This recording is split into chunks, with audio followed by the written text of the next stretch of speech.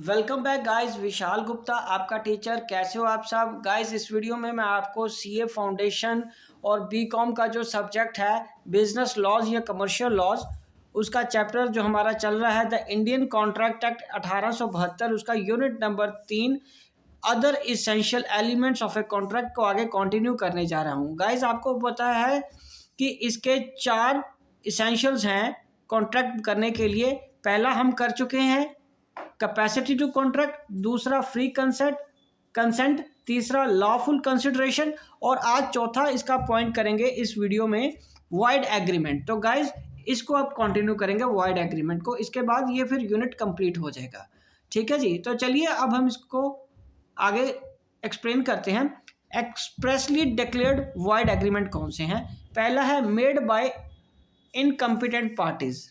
ठीक है जी, वो सेक्शन 11 के अंडर आता है, आपको पता है।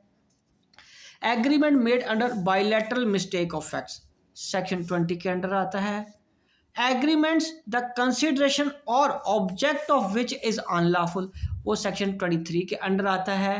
Agreement the consideration object of which is unlawful in parts. ठीक है जी।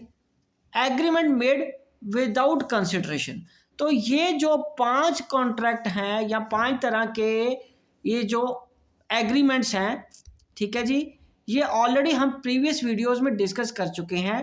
ठीक है जी, और ये जो आगे 6 के बाद वाले पॉइंट्स हैं इसको हम इस वीडियो में एक्सप्लेन करेंगे।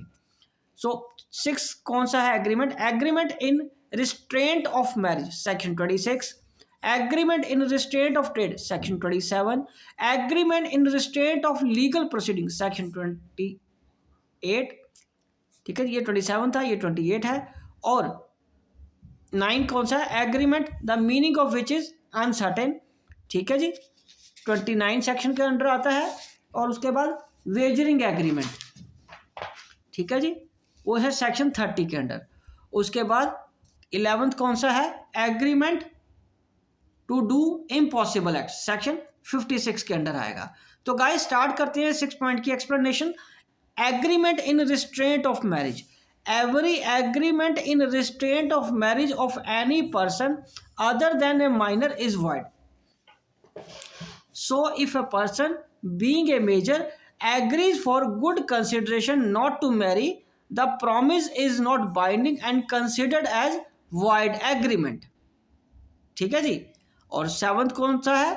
Agreement in restraint of trade, an agreement bye which any person is restrained from exercising A lawful profession, किसी को आप लॉफुल प्रोफेशन करने से रोकते हो, ट्रेड करने से रोकते हो, किसी भी तरह का बिजनेस करने से रोकते हो, is to the that extent void, but the rule is subject to the following exceptions. Namely वो एक्सेप्शंस कौन से हैं?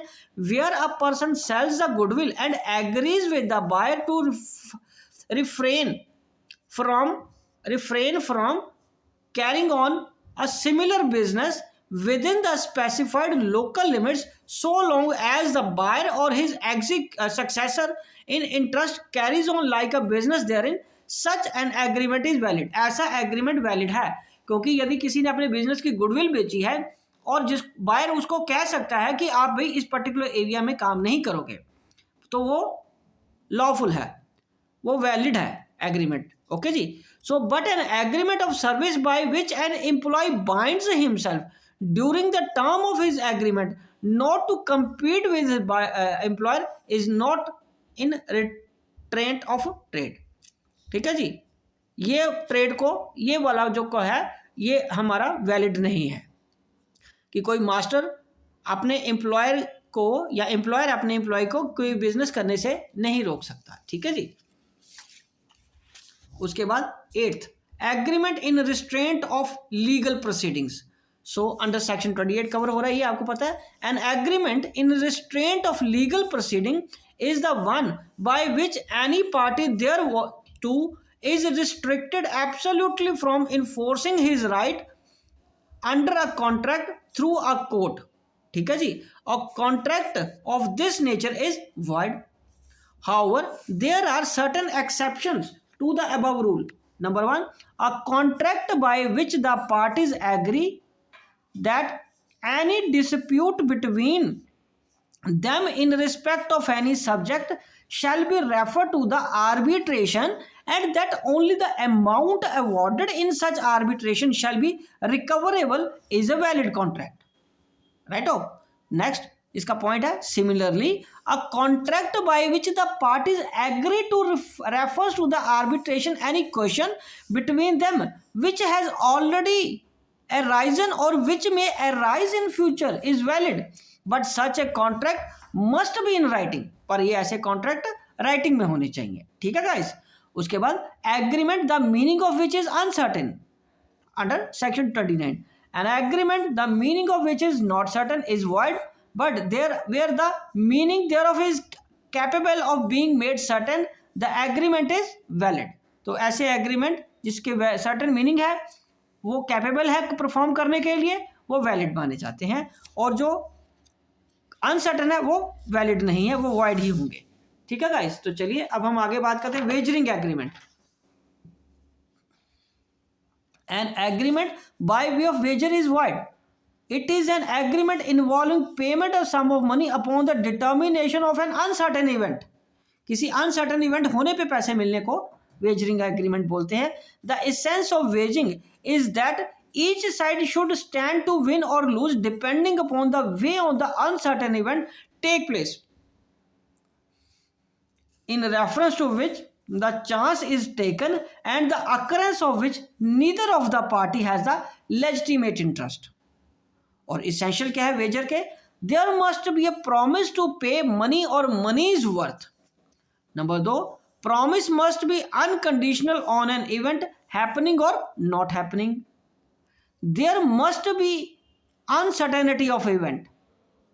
Number 4, there must be two parties, each party must stand to win or lose. 5th, there must be common intention to bet at the time of making such agreements. Parties should have no interest in the event except for stake. ठीक है guys. उसके बाद transactions similar to Vaser, जिसको हम gambling भी बोल सकते हैं, वो क्या है? Lottery transactions, crossword puzzles and competitions, speculative transactions, horse race transactions, ये सारी वेजर्स के अंडर आती हैं, वेजर्स के अंडर. ठीक है जी, वेजर. ओके, ये आर है. उसके बाद आगे हम transaction resembling with wager transactions but not are not void. ये वॉइड नहीं है. जैसे चिट फंड होता है कि जैसे कुछ लोग अपनी कॉमन पूल करके पैसा जोड़ते हैं, इकट्ठा करते हैं. सो फॉर एग्जांपल 100 रुपीज़ डाल दिया और जिसके नाम की चिट निकलेगी उसको पैसे मिलेंगे. वो वॉइड नहीं है, वो रीजनेबल जेन्युइन एग्रीमेंट है. ठीक है जी. उसी तरह commercial transaction, share market transaction, ये जेन्युइन है, वैलिड है. Games of skill and athletic competition में अगर कोई पैसा जीते हो, ये जेन्युइन है, वैलिड है. अ कॉन्ट्रैक्ट ऑफ इंश्योरेंस, ठीक है जी, ये भी एक वैलिड एग्रीमेंट माना जाता है. ठीक है जी. तो गाइज इसी के साथ ये टॉपिक और ये यूनिट कंप्लीट होता है. आई होप कि आपको अच्छे से समझ आ गया होगा. ओके जी, गुड लक.